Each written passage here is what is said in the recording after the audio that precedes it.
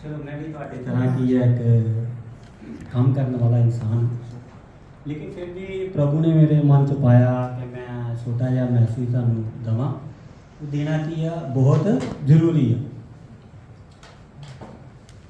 इत्थे पंजाबी सारे समझते हैं, जे कोई हिंदी समझदा ते क्योंकि मैं जिहड़ी बाइबल पढ़दा वो हिंदी च आ ते मेरी लैंग्वेज की है पंजाबी है, तो मैं चाहांगा कि सारे समझन उस चीज़। ਅੱਜ ਦੀ ਜਿਹੜਾ ਛੋਟਾ ਜਿਹਾ ਮੈਸੇਜ ਆ ਉਹ ਇਸ ਕਰਕੇ ਆ ਕਿ ਅੱਜ ਅਸੀਂ ਜਿਸ ਮਾਰਗ ਤੇ ਚੱਲੇ ਹਾਂ ਉਹ ਮਾਰਗ ਬਹੁਤ ਖਤਰਨਾਕ ਕੀ ਆ, ਬਹੁਤ ਖਤਰਨਾਕ। ਅੱਜ ਜਿਸ ਯੀਸ਼ੂ ਨੂੰ ਪ੍ਰੇਮ ਕਰਕੇ ਦੱਸਿਆ ਜਾਂਦਾ ਆ ਉਹ ਪ੍ਰੇਮ ਵਾਲਾ ਉਹਦਾ ਦਿਖਾਉਣ ਦਾ ਤਰੀਕਾ ਹੀ ਕੀ ਕਰ ਦਿੱਤਾ ਆ, ਉਲਟ ਕਰ ਦਿੱਤਾ।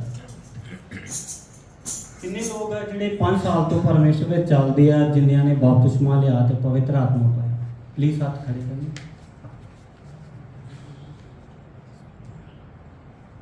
5 साल तो यानी कि बहुत घट है। तो बपतिस्मा किन्ने जाने ने पाया है?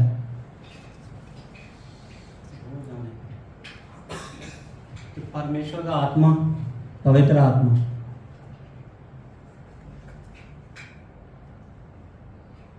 थोड़ा हाथ ऊपर कर दो, नहीं कुछ नहीं होता। किन्ने जाने ने पाया पवित्र आत्मा?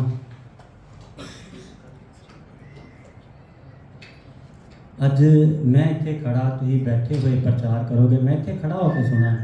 असीं पढ़ते हैं सब तो पहला वचन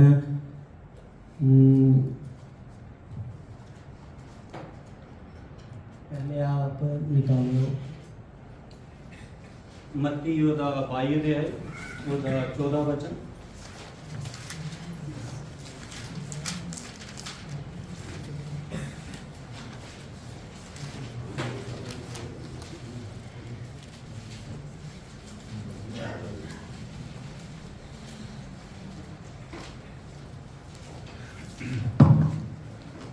हाँ जी।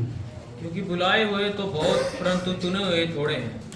Hallelujah, hallelujah. फिर पढ़ दीजिए। क्योंकि बुलाए हुए तो बहुत परंतु चुने हुए थोड़े हैं।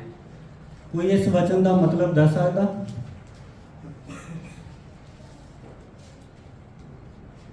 इन्नी देर दे वचन सुनते आ रहे हो, वचन पढ़ते आ रहे हो, इस वचन का ये बाइबल का सब तो खतरनाक वचन है।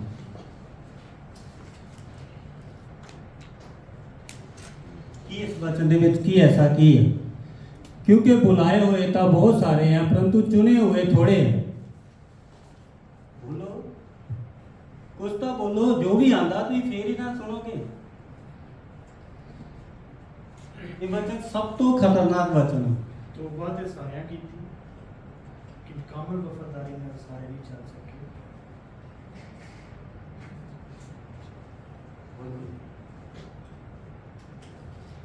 क्योंकि जिसने बोला है कि बुलाए हुए बहुत हैं, चुने हुए थोड़े हैं। बुलाया भी जिसने है, चुना भी उसने है। जिसने सबको बुलाया उसने सबको चुना नहीं।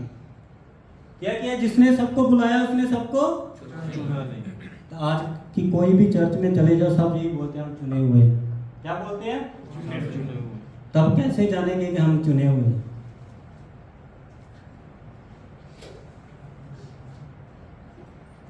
कैसे जानेंगे कि हम चुने हुए हैं? ये तो कामों के जरिए जो प्रभु के लिए काम करें। अभी सेवा तो पंजाब में सिख भी कर रहे हैं, क्रिश्चियन भी कर रहे हैं, अगर हो सका और भी MLA वगैरह बहुत सारे लोग आगे कर रहे हैं। तो क्या सबको फल देगा परमेश्वर? उनका फल भी है, हर किसी के काम प्रकट हो गए नहीं है, क्योंकि हम अपने कामों के द्वारा धर्मी नहीं ठहरेंगे। हम अपने कामों के द्वारा धर्मी नहीं ठहरेंगे। फिर अभी आप देखिए, आप बोलते हैं कि हम यीशु के साथ चलते हैं और आपको लगता है कि हम झूठ बोलेंगे और यीशु के साथ चलेंगे। यीशु ऐसा, हम ऐसे लोगों के साथ चलेगा? उसने तो बोला है कि मैं जो झूठ का पिता कौन है। अभी जानिए अपने को। खुद हमें परमेश्वर ने सबसे पहले हमें न्याय करने का अधिकार दिया। सबसे पहले अपने से शुरू करने से। तो ऐसा क्यों लगता है सबको कि हम सब बुलाए हुए नहीं, हम सब चुने हुए हैं? क्यों लगता है किसी को? अब परमेश्वर का आत्मा के जो लोग बोल रहे थे हमने परमेश्वर का आत्मा पाया, हाथ खड़ा करो फिर।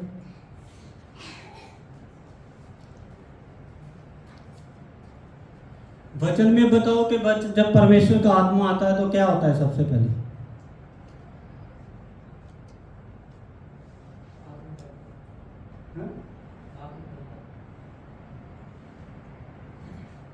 और क्या होता है जब परमेश्वर का आत्मा आता है?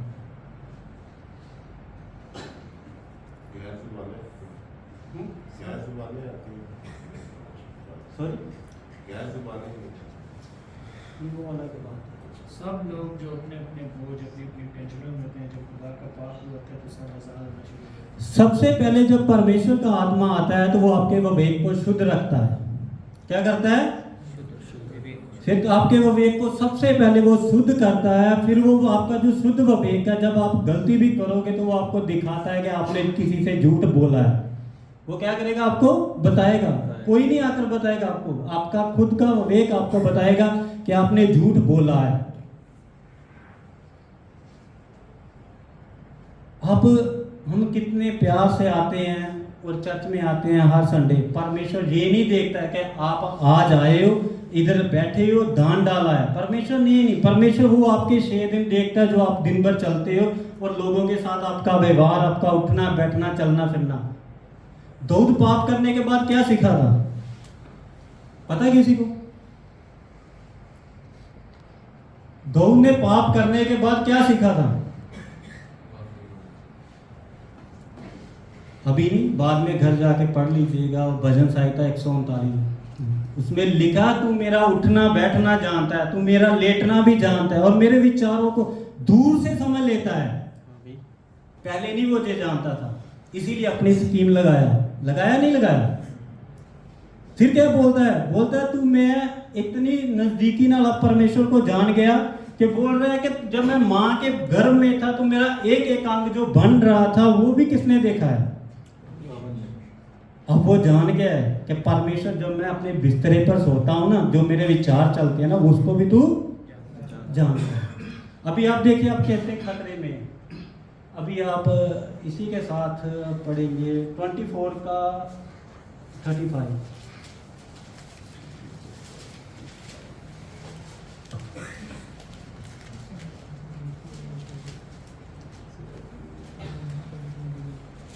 आकाश और पृथ्वी टल जाएंगे परंतु मेरी बातें कभी न टलेंगी। ये किसी पास्टर ने बोला है? नहीं।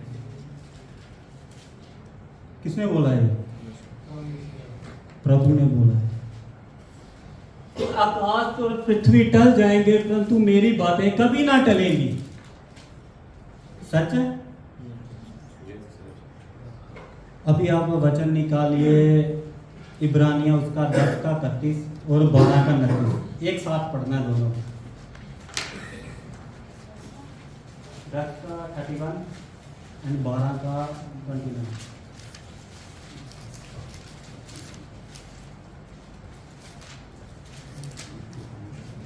जीवते परमेश्वर के हाथों में पड़ना भयानक बात है।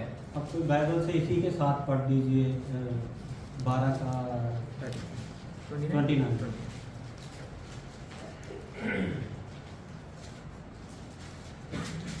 क्योंकि हमारा परमेश्वर भस्म करने वाली आग है। एक जना बाइबल से पढ़ दीजिए और एक जना इधर से देखकर एक साथ पढ़ना है। पहले वो पढ़ दो। परमेश्वर के हाथों में पड़ना भयानक बात है। क्योंकि क्या लिखा है? क्योंकि वो भस्म करने वाली आग है।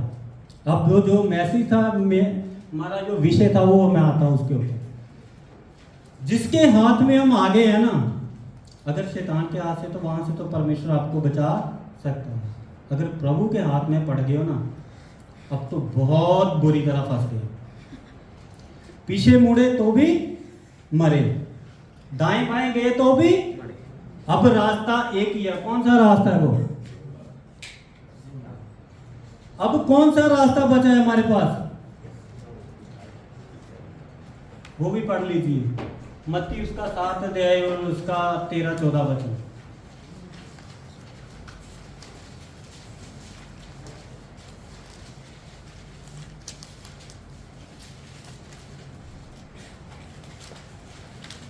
सकेत फाटक से प्रवेश करो, क्योंकि चौड़े हैं वह फाटक और चाकल है वह मार्ग जो विनाश को पहुंचाता है, और बहुतेरे हैं जो उससे प्रवेश करते हैं। क्योंकि सकेत है वह फाटक और सकरा है वह मार्ग जो जीवन को पहुंचाता है, और थोड़े हैं जो उसे पाते हैं। कितने हैं? थोड़े शुरू में भी क्या पढ़ा था हमने? बुलाए हुए था बहुत सारे, चुने हुए थोड़े हैं। सकेत फाटक से प्रवेश करो, क्योंकि चौड़ा है वह फाटक और सरल है वह मार्ग जो जीवन विनाश को बचाता है, और बहुत से हैं जो उससे प्रवेश करते हैं। जेडे ज्यादा लोग हैं ना बुरी तरह फंसे हुए, वो क्रिश्चियन लोग हैं। आके क्रिश्चियन तो बन गए, बपतिस्मा भी ले लिया, परमेश्वर का आत्मा भी, लेकिन जैसे चलना था वैसे नहीं चले। अब परमेश्वर ने किया क्या है? आपके हाथ में ये दे दिया ना, जहां तो ये आपको जज बनाएगा, जहां तो फिर इसके साथ इसके अनुसार आपका न्याय करेगा।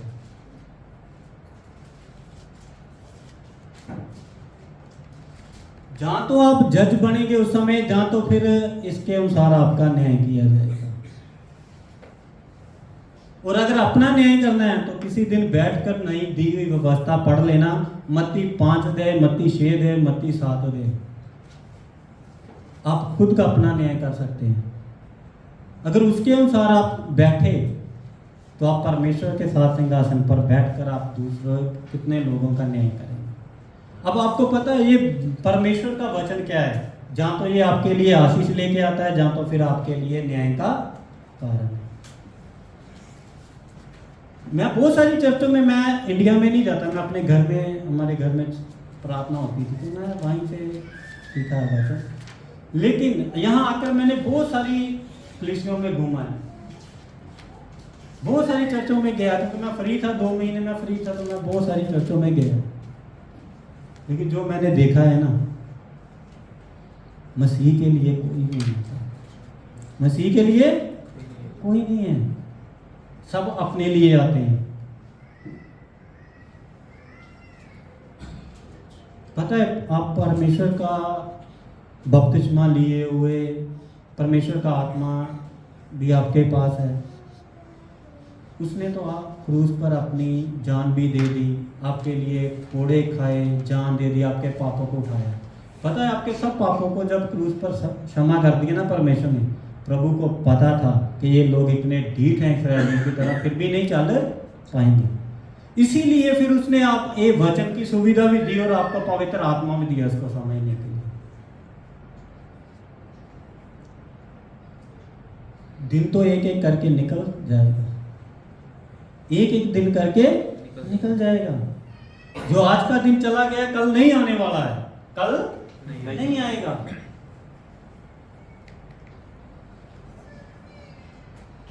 तो आप सोच रहे हो कि अगर हम ऐसे 6 दिन अपनी मन मर्जी करेंगे और 7वें दिन आकर परमेश्वर के घर में बैठेंगे तो प्रभु हमारी इच्छा को पूरी करेगा।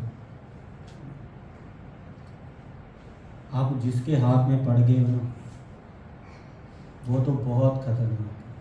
अब खुद सोचो, जिसने समुद्र को 2 बार कर दिया, अगर वो अपनी मर्जी के अनुसार चले। अभी हमें कितना तरस आता है, पंजाब में ये हो रहा है, वो हो रहा है, तो आपको पता है ये पूरा सृष्टि जब तक बनाए ऐसा चलता रहेगा, क्योंकि प्रभु ने वचन में लिख कर दिया। क्या आते रहेंगे? भूकंप भी आते रहेंगे, लेकिन परमेश्वर ने उसके साथ साथ अपनी दुल्हन को तैयार करना है। और दुल्हन तैयार किसके साथ होगी? वचन के साथ। हम सब काम करेंगे लेकिन कभी वचन के ऊपर मनन नहीं करेंगे, ना वचन को अपना क्या बनाएंगे, उधार बनाएंगे। हमें जब नवा जन्म कैसे मिला है पता है? पतरस कैसे लिखता है? पहला पतरस उसका 1 अध्याय उसका 23।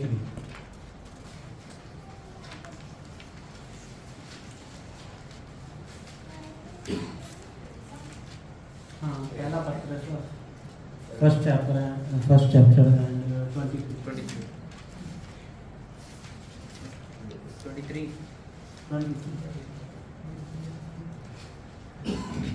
क्योंकि तुमने नाशमान नहीं पर अविनाशी बीज से परमेश्वर के जीवते और सदा ठहरने वाले वचन के द्वारा नया जन्म पाया है। किसके द्वारा? जीवते और सदा ठहरने खाली इतना? B part. किसके द्वारा? जीवते वचन के द्वारा। कितनों के पास है परमेश्वर का वचन? जीवन भी उसी के पास है जिसके पास परमेश्वर का वचन है। अगर वचन नहीं है तो जीवन नहीं है। हमारी बुनियाद क्या है? यीशु मसीह। यीशु मसीह क्या है? वचन। जब तक ये यहाँ पे है तो ये कुछ नहीं है, जब तक ये यहाँ नहीं आएगा तब तक ये कार्य नहीं करेगा। आप चाहे एक बाइबल ले लो, दो ले लो, हमारे घर में स्टडी बाइबल पढ़ा, दूसरा पढ़ा, इसका कोई मतलब नहीं है जब तक ये वहां से यहाँ। अगर विवेक शुद्ध है, फिर आपने अगर 1 रुपये से लेके क्या करोड़ों तक भी आप क्या करेंगे? ठुकरा देंगे। 1 रुपये की तो बात है बहुत दूर की। कितने लोग इतने सालों से चल रहे हैं और अगर मान लो प्रभु आ जाएगा चोर की न्याय और बोलेगा, आपका नाम लेकर बोलेगा चलो मेरे साथ, जाएंगे? कितने लोग जाएंगे? अगर घर जाना ना इंडिया में तो अपना टैक्सी पैक कर लेते हैं। कितने दिन पहले? सिस्टर आप बताइए कितने दिन पहले? ये समझेंगे बात को। अब बताइए कितने दिन पहले? 1 महीना पहले। 1 महीना पहले प्रभु आएगा चोर की नहीं, वो आपको टिकट नहीं देगा, टिकट देने के नहीं देगा, समय नहीं देगा। जो दिया है वो आज ही दिया है। तो बोलने को तो पूरा बाइबल ही प्रचार करने के लिए क्या कर सकते हैं, लेकिन अगर थोड़ा भी समझेंगे ना तो मैं चाहूँगा कि अगर 1 को भी समझ आया, 2 को भी समझ आया तो बहुत। क्योंकि जिस प्रेम की बात करते हैं ना, प्रेम दिखाएगा परमेश्वर कहाँ पे? न्याय के बाद। जो उसके लोग होंगे उनको दिखाएगा प्रेम। वो क्या उन्होंने अपने लोगों के लिए रखा है। इधर ना मत ढूंढो, इधर मत खोजो प्रेम, इधर बस जाओ। जब उसने चलने के लिए बोला तो रुको मत, क्योंकि परमेश्वर ने क्या बोला है कि जो आप उसने आपके लिए रखा है ना, अपने चुने हुओं के लिए, वो आज तक किसी मनुष्य के यहाँ पे भी नहीं आया, यहाँ भी नहीं आया है।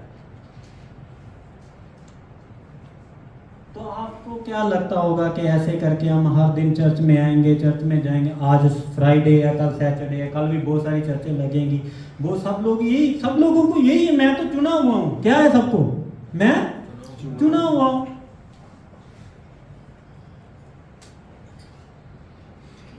मैं तो क्या हूं? चुना हुआ हूं, मैं बच जाऊंगा। लेकिन नहीं,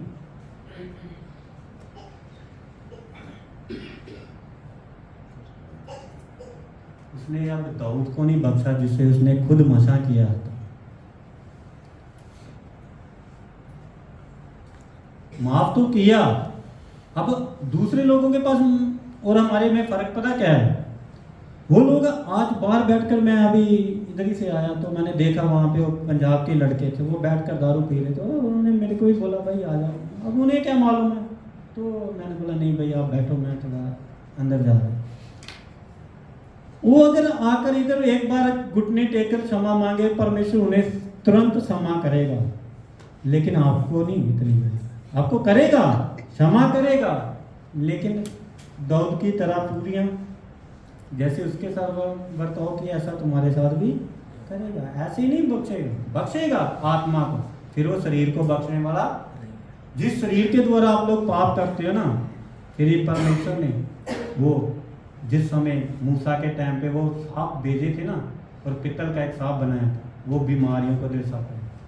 परमेश्वर जिस शरीर के साथ आप पाप करोगे ना, फिर परमेश्वर शरीर को तो बख्शने वाला नहीं, क्योंकि डरपोक भी मरने वाला है और दलेर भी मरने वाला है, और ये शरीर किसी का नहीं है। ये जब तक ये परमेश्वर का मंदिर है, जब तक आप पवित्र रखोगे, इसे अच्छी रीति से चलोगे, तो परमेश्वर इसे, जब उसने बोला है कि जो मेरे मंदिर का नाश करेगा तो मैं उसका, तो उसका मतलब क्या है?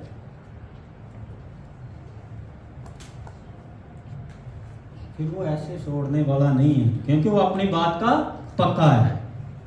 उसने बोला है पृथ्वी टल जाएगी, आकाश टल जाएगा, लेकिन मेरे वचन कभी भी नहीं टलेंगे। तो फिर परमेश्वर ये समा क्यों देता है?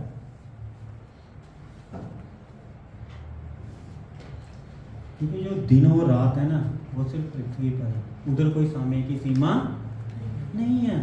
प्रभु की नजर में कोई सीमा नहीं। हमारी गिनती में 60 साल है, हमारी लाइफ 70 साल है, 80 साल है। प्रभु की नजर में कोई सीमा है समय की? कोई सीमा नहीं है। तो शुक्र करो कि आज भी यही जिंदा है।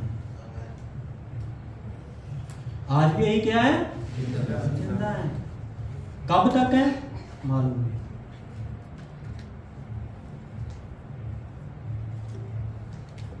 तो इसी के लिए मैं यही बोलना चाहता हूँ कि जिसके हाथ में पड़े, आप आ गए हो ना, या जिसके हाथ में पड़ गए हो, उसने कैसा बर्ताव किया। मिस्र से सबको निकाला, क्या मारने के लिए निकाला था? फिर मारा क्यों? वो तो उनका परमेश्वर था, फिर मारा क्यों? सीधे नहीं चलता।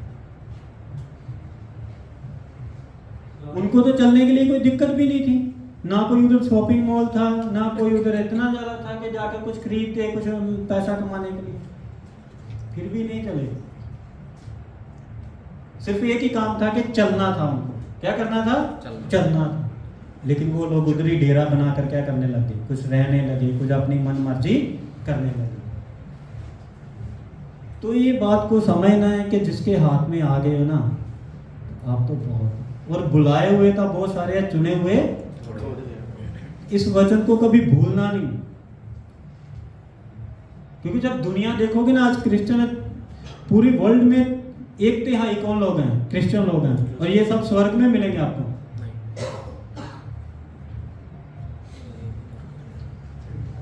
इसलिए थोड़ा सा भय के साथ वचन में लिखा, जब उसके घर में आओ तो डरते और कांपते हुए आओ। घर जाना है तो हमारी पेटी पैक होती है, सब कुछ पैक होता है, लेकिन प्रभु हमें कब लेने हैं तब नहीं पता। तो 24 के 24 घंटे, सातों के सातों दिन अगर परमेश्वर के साथ चलोगे तो हो सकता है कि फिर भी बड़ी मुश्किल से आप बच जाओ, क्योंकि उस वचन में लिखा है कि जब न्याय हमसे शुरू होगा, जो प्रचारक है, क्या हुआ? उपदेशक है, न्याय जब इधर से शुरू होगा तो ये इतनी मुश्किल से बचेंगे, तो बाकियों का क्या होगा? तो दाएं बाएं जाने का कोई, और ना ही पीछे मुड़ सकते हैं। जो लोग अभी तक परमेश्वर को नहीं जाने, वो इधर भी भाग सकते हैं, उधर भी जा सकते हैं, और भी किसी देवी देवते, किसी को मानना मान सकते हैं। परमेश्वर उनसे हाथ नहीं डालता उनके काम में। जब आप एक बार परमेश्वर के हाथ आ गए तो फिर बहुत मुश्किल। तो मैं ज़्यादा ना बोलते, मैं ही चाहांगा कि परमेश्वर साढ़े सारे ना प्यार करता है, तद ही अज आप इत्थे कियां ते ओहदे प्यार का मतलब गलत नहीं समझना। इसे करके परमेश्वर का अनुसार बहुत सारी आशीष दे। तो मैं चाहांगा कि जे अगे का समा जो भी पास्टर जी लैणगे।